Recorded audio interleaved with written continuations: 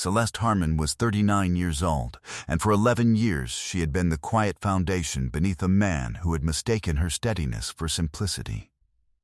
To most people who knew them, neighbors on Caldwell Street, the couples from Marcus's church group, the women who waved at her from across the parking lot of the Kroger on Central Avenue, Celeste looked like exactly what she allowed them to see. She drove a 10-year-old Nissan Sentra with a dent on the rear bumper she had never bothered to fix. She wore cardigans and sensible shoes. She brought green bean casserole to every neighborhood potluck and never stayed past 9. His friends' wives called her sweet.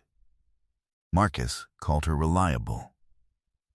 He said it the way a man describes a kitchen appliance that has never broken down. What none of them saw, what Marcus, in 11 years of marriage, had never once thought to look for, was the second phone secured in the inside pocket of the soft-sided work bag she carried every day, or the folder of documents sitting in a fireproof safe behind the drywall panel in the basement workshop she had built herself 2 summers ago. On a Wednesday in October, Celeste came home from a site visit in Rock Hill 40 minutes early and found her husband's car in the driveway and a red Infiniti Q50 she did not recognize parked half a block down. She stood on the sidewalk for 11 seconds. She counted them. Then she reached into her bag, powered on the second phone, and pressed record. By the time she walked inside, she had already made her first decision. The total she would later calculate, money Marcus had diverted from their joint accounts, falsified contractor invoices he had run through their shared LLC, a personal loan he had taken in her name without her signature, came to $287,000 over 31 months. He had been planning his exit longer than she had ever imagined. What Marcus Harmon had never thought to ask, not once in 11 years, was who his wife's other clients were, or why the woman he believed was a modestly employed construction project manager always seemed to know exactly where every load-bearing wall was located. What happened next would cost Marcus everything he believed he had already secured. Before we jump into the story, comment where in the world you are watching from and subscribe, because tomorrow's story is one you need to hear. The morning light that fell through the kitchen windows of the house on Caldwell Street did something Celeste had always loved. It came in low and amber in the autumn months, catching the edge of the white subway tile she had laid herself the summer before she and Marcus married, each piece set by her own hands over a long weekend while he was away visiting his college friends in Charlotte. She had grouted the seams alone, pressed each tile level, and stood back when she was finished, and felt the particular satisfaction of a thing done exactly right. That was the version of herself Celeste returned to when she needed to remember who she was. Not the woman who packed Marcus's lunch and asked about his day, but the one who understood how things were built and what it took to make them hold. Her father, Earl Harmon, had been a finished carpenter in Memphis for 32 years. He had died when Celeste was 26, 2 years before she met Marcus, and he had left her 3 things: a set of hand tools wrapped in an oilcloth, a single piece of land outside Collierville he had paid off in increments over 15 years, and a sentence she had carried with her like a plumb line ever since. He used to say it whenever she got impatient with a project that was taking longer than she thought it should. "A thing built right takes as long as it takes," he would tell her, smoothing a board with the flat of his palm. "And a thing built wrong falls on the people standing under it." She had become a structural engineer because of the way he said that. She had spent 16 years building a reputation for it, first as a site inspector, then as a licensed engineer, then as the founding partner of a small, quiet firm called Ebb Structural Consultants that had, over the past 9 years, designed and certified load calculations for 11 commercial buildings across 3 states. The firm's name appeared on permits and site documentation, not on billboards. That was the way she preferred it. Marcus knew she worked in construction.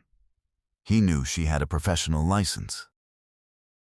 He had simply never asked what the license authorized her to do, or how much the people who needed that authorization were willing to pay for it. She had met him at a fundraiser for a community land trust. He had been charming in a way that was easy and practiced, the kind of charming that felt like sunlight when you first stepped into it. He worked in commercial real estate acquisition. He wore good shoes. He asked her questions about her work and listened to her answers, which in her experience was already unusual. They dated for 14 months before he proposed in her father's garden on a Sunday afternoon in early spring, and she had said yes with her whole heart. She had loved him for a long time. That was the part she never let herself minimize. She had loved him, and she had built a life beside him, and she had believed, until approximately 18 months ago, that he was doing the same. The first signal she had allowed herself to notice was a receipt. Not a dramatic one, just a dinner receipt tucked into the breast pocket of a blazer she pulled from the dry cleaning pile in early spring. 2 entrees, a bottle of wine, and a dessert she had never been offered. The restaurant was a 40-minute drive from their house. He had told her that night he was eating at his desk. She had placed the receipt on the bathroom counter and stared at it for a moment. Then she folded it neatly and slipped it into the inside pocket of her work bag. Beside the second phone her father had given her the year she opened a clean line, registered under her professional LLC that she used only for contracts and client communications. He had advised her to keep separate from any personal entanglement. She did not say anything. She was an engineer. She understood that a single data point was not a conclusion. It was a prompt to collect more. Her hands did not shake. They never did. Over the following weeks, Celeste began to look at things she had previously ignored. Not out of suspicion, she told herself at first, out of professional habit. She was trained to identify structural inconsistencies, the kind that looked fine from a distance, but revealed stress fractures when you pressed closer. She pressed closer. She noticed that Marcus had begun keeping his phone face down on every surface. She noticed a cologne she did not recognize, light and expensive, present only on certain evenings. She noticed that his car, which she occasionally moved when it blocked her truck, smelled faintly different in ways she could not immediately name, and then, on a Thursday in July, she did not confront him. Confrontation was for people who wanted to be told what the other person was willing to admit. Celeste wanted the truth, and truth required patience and documentation. The Wednesday in October came on a day she had been scheduled to spend 3 hours inspecting rebar placements at a site in Rock Hill, but the pour had been postponed due to equipment delay. She had not called ahead. She had driven home, turned onto Caldwell Street, and seen the red Infiniti parked down the block with its engine off. She stood on the sidewalk. She counted 11 seconds. She pressed record on the second phone and slid it into her breast pocket, positioned toward the house. She walked in through the side door, which she had oiled 4 months ago, so it moved in perfect silence. She heard, from the hallway, what she needed to hear to stop wondering. She did not open any door. She did not speak. She stood in the hallway and let the recording do what it was designed to do. Then she walked back through the side door and sat in her truck in the driveway for 4 minutes, with her hands in her lap. She was not angry.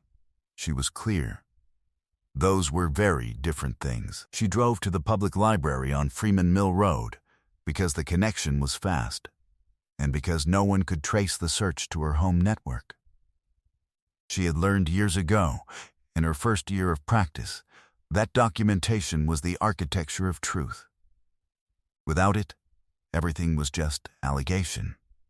She did not deal in allegations. She pulled up 3 years of their joint checking account, the LLC operating account, and the savings account Marcus had insisted on opening in both their names, but which only he managed.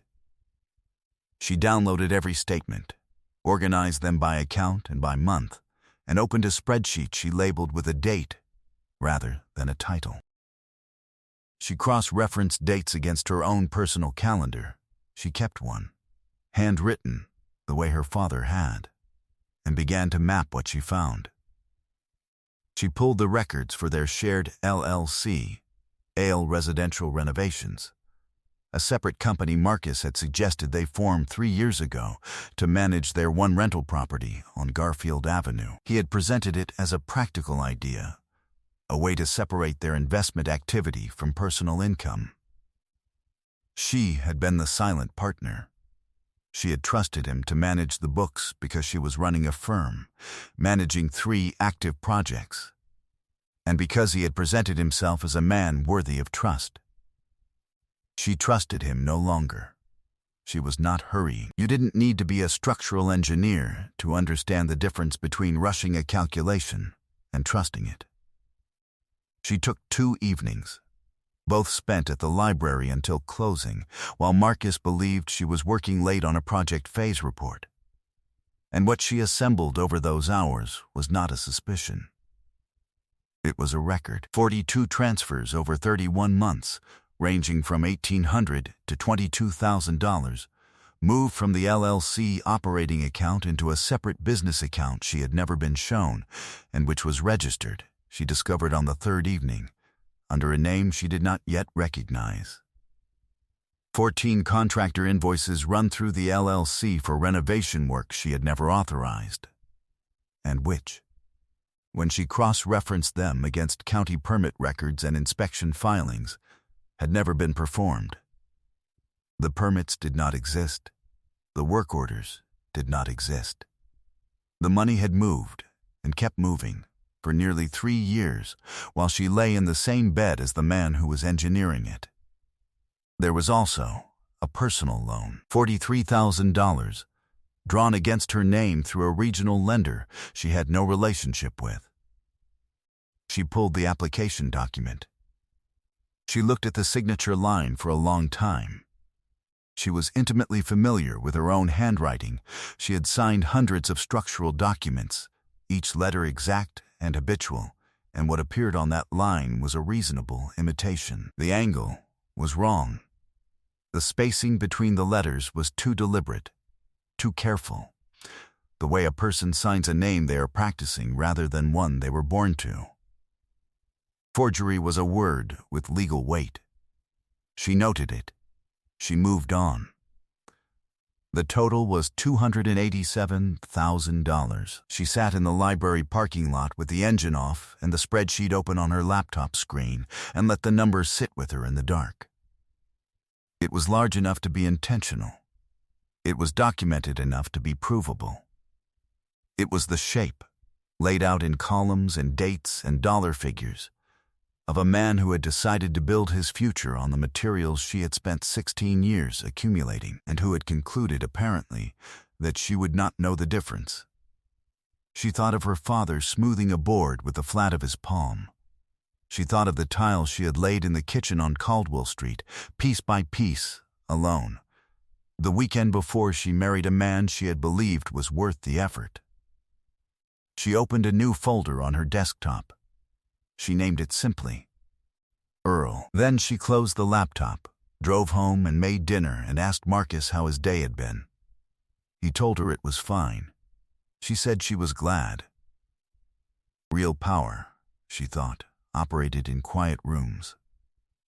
3 days passed. On a Saturday morning, while Marcus was at the gym, Celeste made a call she had been planning since the library parking lot. The phone rang twice before a woman's voice answered. Phyllis Okafor. It's Celeste Harmon. I need to come in Monday.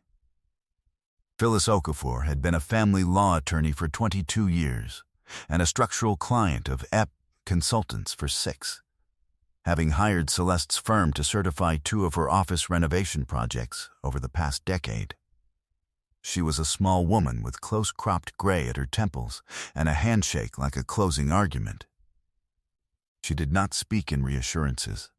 She spoke in facts. Celeste arrived at her office on Monday morning with a printed copy of the spreadsheet, the downloaded bank statements, a photograph of the forged loan document, and the audio file from October transferred onto a flash drive. She laid them on the desk in the order she had organized them. Phyllis looked through each item without speaking. When she had finished, she set the papers down. "Tell me he was not a signatory on your LLC," she said. "He was not. Tell me you have your original partnership documents in the fireproof safe, scanned and sent to 3 separate cloud accounts." Phyllis's expression shifted the smallest degree, not quite admiration, but the professional acknowledgement one gives to a person who understood the assignment. "The forged signature alone," she said, "is a felony. Everything else is civil exposure. Fraud, conversion of marital assets, breach of fiduciary duty through the LLC. This is not a difficult case, Celeste. This is a documented one." She paused. "Does he know you know?" "No good." Phyllis leaned forward. "Keep it that way until I tell you otherwise." Celeste drove from Phyllis's office to her Uncle Theodore's house on the east side of the city. Theodore Harmon was 71, a retired machinist who had helped Earl raise Celeste in the years after her mother left, and who had attended every professional milestone of her life with the same quiet pride her father would have brought.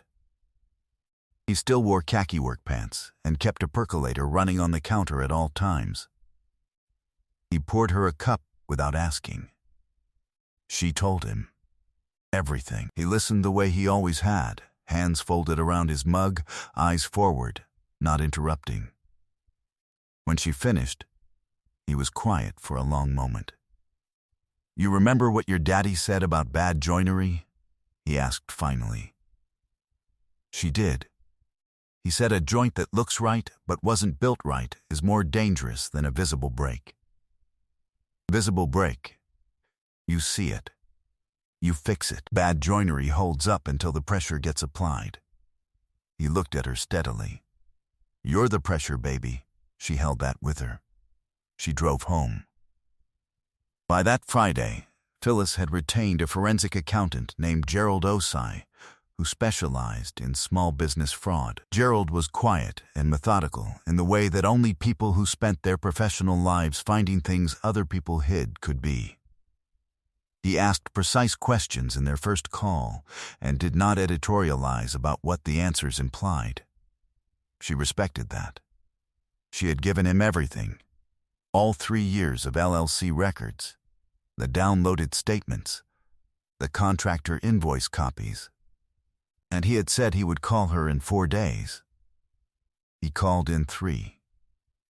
3 of those contractor payments, he said, when she picked up, went to an LLC registered in South Carolina. It was formed 18 months ago.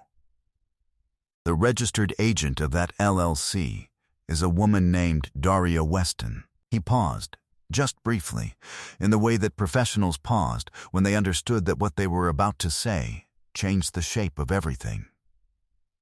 Would that name mean anything to you? It did. Daria Weston drove a red Infiniti Q50. Celeste sat with that for a long moment. The contractor payments had not just been theft. They had been gifted, systematically and over a period of more than a year, to the woman her husband was building his next life with. Marcus had not simply been stealing from their marriage. He had been using the infrastructure of their shared business, her infrastructure, her professional standing, her liability on the LLC's filings, to capitalize another woman's enterprise. He had funneled her money through her own company to fund his exit. And he had done it while she sat across the dinner table from him and asked about his day. She was, professionally speaking, an engineer. She understood load distribution. She understood that a structure did not care who designed it or who deceived during its construction. The load went where it went and bore down on whatever was beneath it, indifferent to intention and feeling alike. What mattered was documentation. What mattered was where the load was actually resting. She knew exactly where it was resting now. She thanked Gerald and told him to continue. She asked him to document the South Carolina LLC's filings, its formation date, its operating history. She told him she wanted everything Phyllis would need to connect Daria Weston's enterprise directly to the funds removed from residential renovations. He said he would have it by Monday.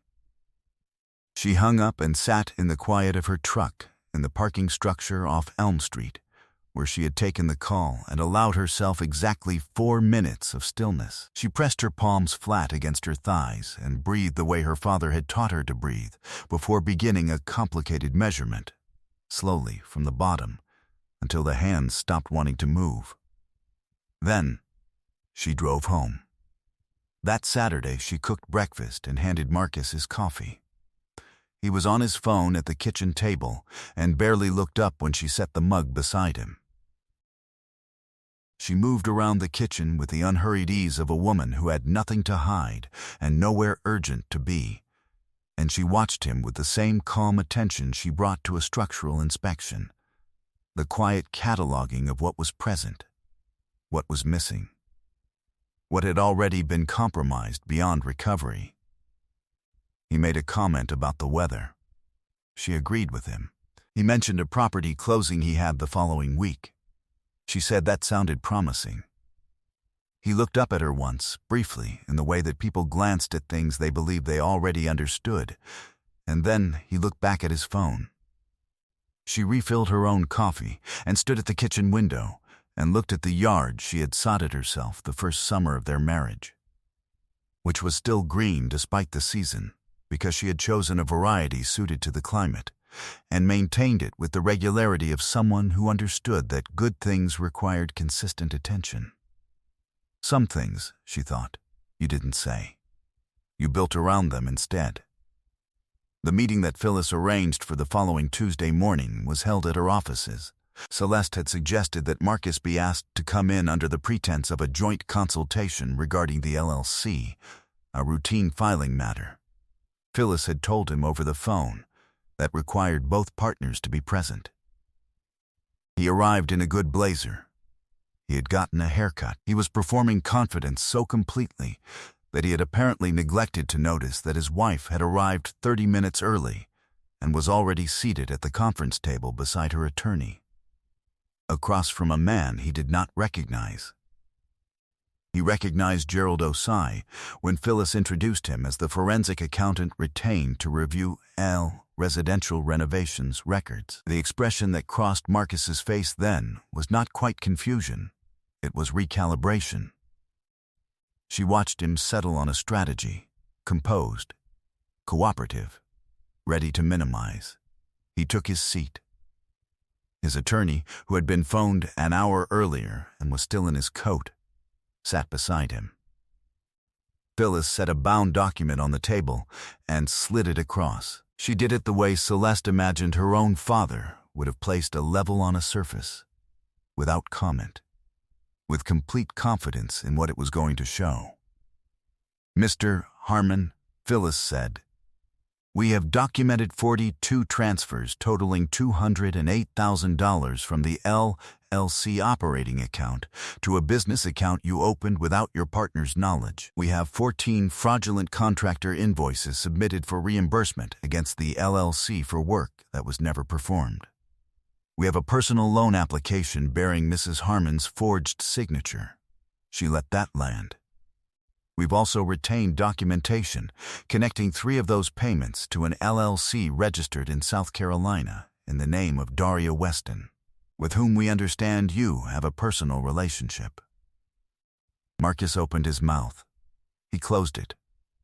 His attorney put a hand on his arm. There was, at the end of that table, a moment of pure silence in which Celeste watched her husband understand that the woman he had spent 31 months robbing had spent the last several weeks constructing the architecture of his consequences, with the same precision she brought to every structure she had ever certified. She had no idea. said a voice in his expression. That was what his face was saying.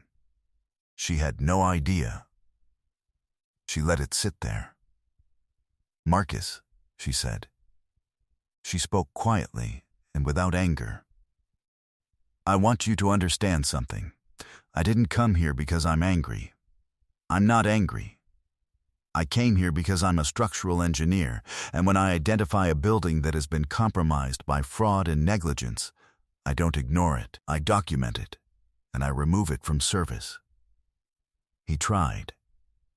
He started to speak about what they had built together, about the years between them, about whether they could find a way to resolve this privately. His voice had the cadence of a man reciting from memory.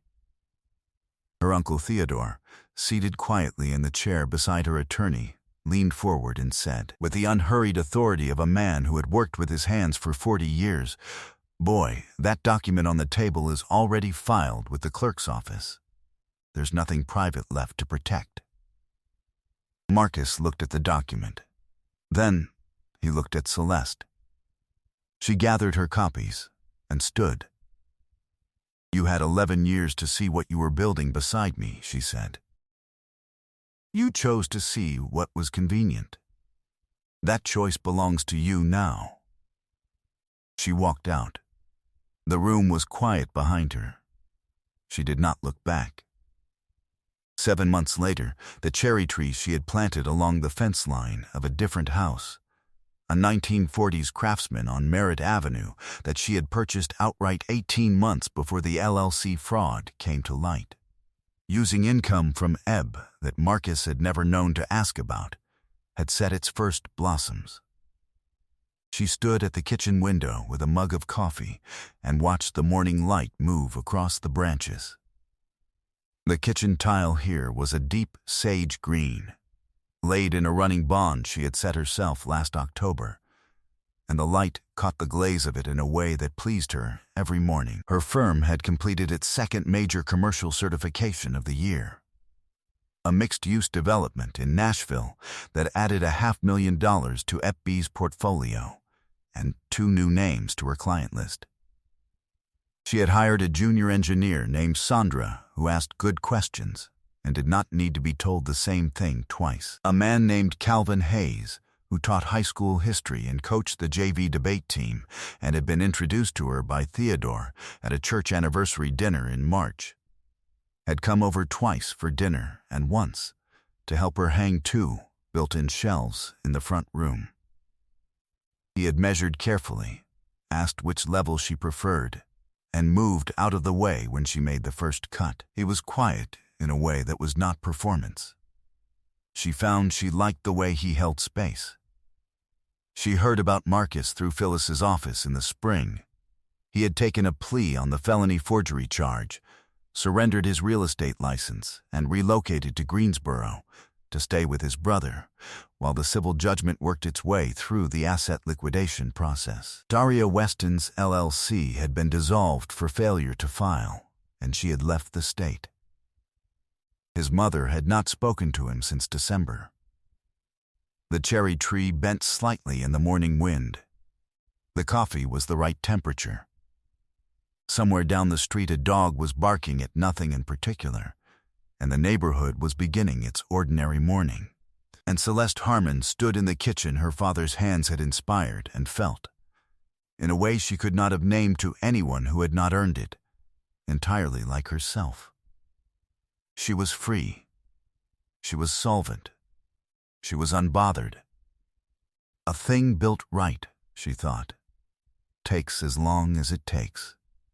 And a thing built wrong falls on the people standing under it. I hope you enjoyed that one. Be sure to like the video and subscribe so you don't miss the next story. I've picked out 2 more for you that I think you'll really like.